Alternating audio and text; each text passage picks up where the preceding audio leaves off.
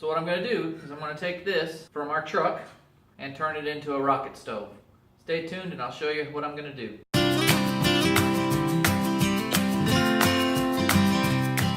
So I've always wanted to build one of those rocket stoves just because I think they're really cool, and I want to try heating water at the campsite or whatever, but really just to play around with it. As you know from my channel, I love to play around with things and just kind of tinker and see what I can build from stuff I have around here. So if you've ever watched our videos, you've seen this thing on the back of our truck. That's how we used to go and haul and get our metal and stuff, but then I built that big long trailer and haven't had to go get any metal in a while because I have plenty. But I'm going to take this and turn it into a rocket stove.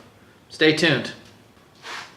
So a pretty standard design that I've seen out there is like 16 inches for the stand-up portion where the fire comes out of, and then like 12 inches for the air, and a 12-inch at an angle for the sticks and the fuel line. So that's what I'm going to do. So I'm going to cut this off at 12, and then 16 inches. I'm just going to go pretty much with that. So I'm going to leave that T on there, just like that, as part of my stand, so it won't tip over, and then I won't have to add any legs or anything. Right there.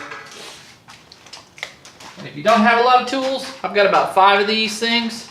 Every now and then, just watch your McCoy's ad. They were giving these away for 90 cents or something like that one day. So I went down there and picked some up.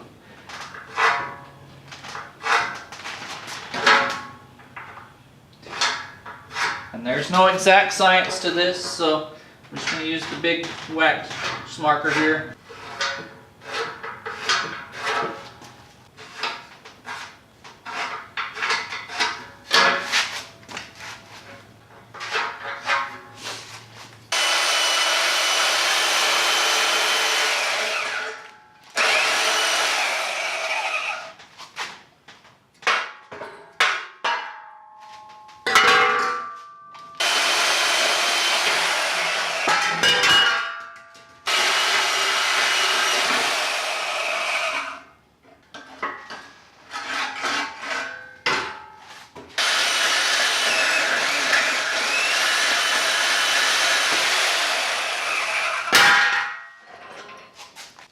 Okay, so I got my 3 pieces. Now I've just got to clean them up a little bit.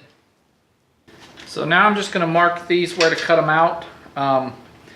If I was not going to use this, what you could do is just cut this and this one at a 45 and then butt them up, right? So if you cut this one at a 45 that way and that one at a 45 down, then they would just lay together like that, and then you'd have your back end.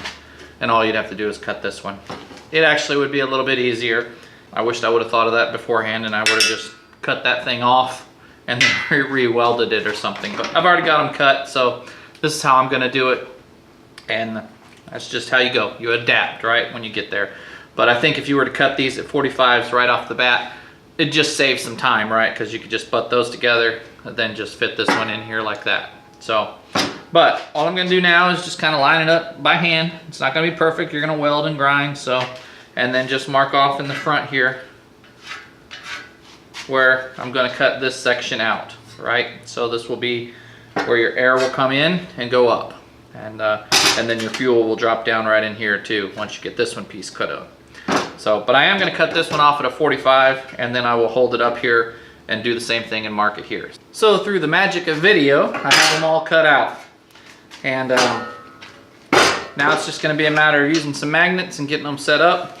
Hopefully they all line up pretty well, and then I'll get them welded together.